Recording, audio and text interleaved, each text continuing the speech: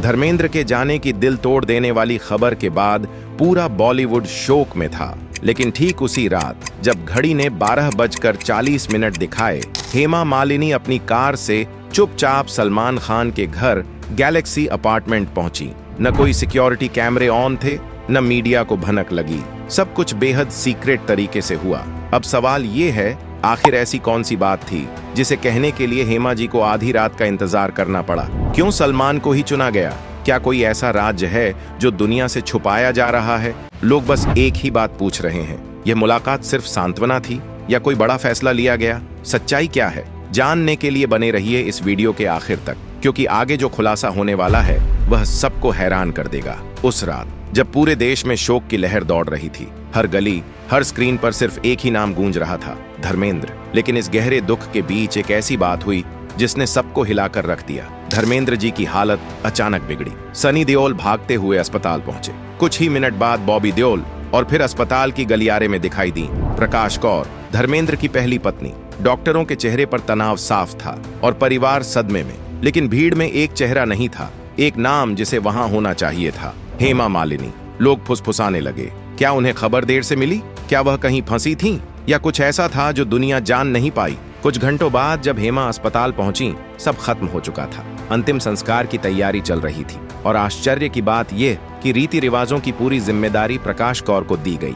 ये परंपरा थी या परिवार का निर्णय? किसी ने कुछ नहीं कहा, बस चुप्पी थी। और उसी चुप्पी ने बाहर हजार कहानियां पैदा कर दी। लोग बोल उठे, हेमा को हक नहीं दिया गया, ईशा और अहाना को दूर रखा गया। लेकिन सच क्या था? सच यह था कि उस समय हेमा और उनकी बेटियां अंदर से टूट चुकी थीं।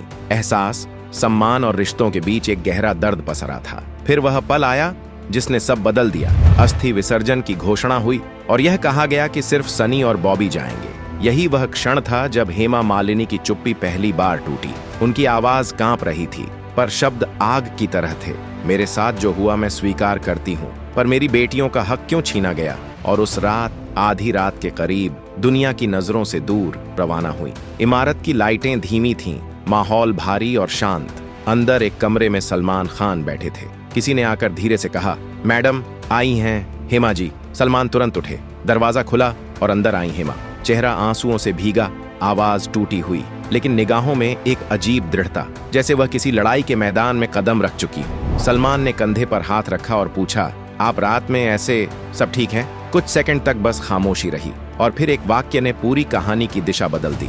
मैं अपनी बेटियों के लिए आई हूँ, मैं ईशा और अहाना के लिए न्याय चाहती हूँ। सलमान चुपचाप सुनते रहे।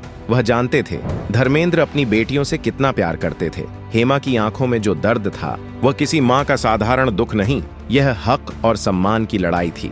उन्होंने कहा, अंतिम समय में मुझे कमरे में आने नहीं दिया गया। अस्थि विसर्जन तक मेरी बेटियों का हक छीन लिया गया। मुझे कुछ नहीं चाहिए, पर मेरी बेटियों का अधिकार कोई क्यों छीन रहा है? और उस कमरे की चुप्पी में पहली बार यह सवाल गूंजा, क्या ईशा और अहाना को सच में रोका गया था? क्या परिवार में तनाव इतना गहरा था कि सलमान को बीच में आना पड़ा? क्या इस मुलाकात में कोई बड़ा फैसला लिया गया? और दोस्तों, यहीं से कहानी उस मोड़ पर पहुंचती है जहां सच, भावनाएं और रिश्तों की असली परीक्षा शुरू होती है। परिवारों के बीच हमेशा सम्मान रहा है। सलमान जानते थे कि अगर वह इस मामले में बीच में आए तो बात को सुधार भी सकते हैं और गलत भी समझा जा सकता है। सलमान ने धीरे से कहा, मैं कोशिश करूंगा, पर मैं जानता हूं सनी भैया भावुक हैं, लेकिन उनके इरादे कभी गलत नहीं होते। हेमा ने सिर हल्का सा हिलाया, जैसे वह खुद भी इस बात को महसूस कर रही हों और जानते हों कि भावनाओं और परंपराओं के बीच संतुलन बनाए रखना कितना मुश्किल है। और तभी कहानी का सबसे बड़ा सवाल सामने आया, क्या सलमान ने सनी देओल से बात की? आधिकारिक तौर पर कोई बयान नहीं आया, लेकिन बॉलीवुड के सूत्र बताते हैं कि उसी रात सलमान ने फोन उठाया। बातचीत शांत और गंभीर थी। सनी ने अपने पक्ष को विस्तार से समझाया। पापा के संस्कार घर की परंपरा के अनुसार करने थे, हमने किसी को रोका नहीं। अस्थि विसर्जन पिता पुत्र की परंपरा है। ईशा और अहाना को कमरे में आने से भी किसी ने नहीं रोका। सलमान ने दोनों पक्षों की बातें ध्यान से सुनी और बस इतना कहा, अभी बहस की जरूरत नहीं है, संवेदनशीलता की जरूरत है। यह पल बहुत कुछ कह गया। चुप्पी और समझदारी के बीच, परिवार की भावनाओं और परंपराओं के बीच नाजुक संतुलन साफ झलक रहा था। यह वही संतुलन था जो अक्सर बड़े परिवारों में दिखाई देता है, जहां परंपराओं का सम्मान महत्वपूर्ण होता है लेकिन भावनाओं की अनदेखी नहीं की जा सकती। इस पूरी घटना को देखकर हर कोई बस एक ही सवाल सोचता है, आखिर सच क्या है? क्या वाकई परिवार में तनाव था या यह सिर्फ सोशल मीडिया की अफवाहों और शोर का नतीजा था? सोचिए, किसी ने भी आधिकारिक बयान नहीं दिया, न हेमा, न सनी, न बॉबी, न इंटरव्यू, न प्रेस कॉन्फ्रेंस, सिर्फ गहरी चुप्पी। और जब परिवार खामोश हो तो या तो कोई गहरी गलतफहमी होती है या दर्द इतना बड़ा होता है कि कोई उसे शब्दों में व्यक्त नहीं कर सकता। ईशा और अहाना ने कभी मीडिया में किसी से शिकायत नहीं की, लेकिन कैमरे उनके चेहरों पर छुपा नहीं पाए। वो दर्द जो पिता की मौत, रिश्तों में तनाव, रीति रिवाजों का दबाव और एक माँ की अकेलापन के साथ जुड़ा था, हर पल झलक रहा था। हेमा मालिनी ने सलमान से बस एक बात कही, मुझे मेरे लिए कुछ नहीं चाहिए, मुझे अपनी बेटियों के लिए उनका अधिकार चाहिए। और यही लाइन इस पूरी घटना का असली केंद्र बन गई। इस घटना से हमें एक अहम सीख मिलती है, दुनिया सिर्फ घटना देखती है लेकिन असली दर्द वही समझते हैं जो उसे जी रहे होते हैं। धर्मेंद्र जी इस दुनिया से चले गए, लेकिन पीछे उन्होंने एक परिवार छोड़ा जिसे अब खुद अपने घाव भरने हैं। परिवार की यह कहानी सिर्फ व्यक्तिगत नहीं बल्कि सामाजिक दृष्टि से भी महत्वपूर्ण है। यह हमें सोचने पर मजबूर करती है कि जब कोई परिवार टूटता है तो केवल घटनाएं नहीं होती बल्कि भावनाओं का भी एक भारी बोझ बनता है। सवाल यह नहीं है कि कौन सही था, कौन गलत। सवाल यह है, क्या पिता के प्यार में बेटा और बेटी में कोई फर्क होना चाहिए? क्या बेटियों को वही अधिकार मिलने चाहिए जो बेटों को मिलते हैं? और क्या परिवार को इस मुद्दे पर खुलकर बात करनी चाहिए ताकि भावनाओं और परंपराओं के बीच संतुलन बनाए रखा जा सके?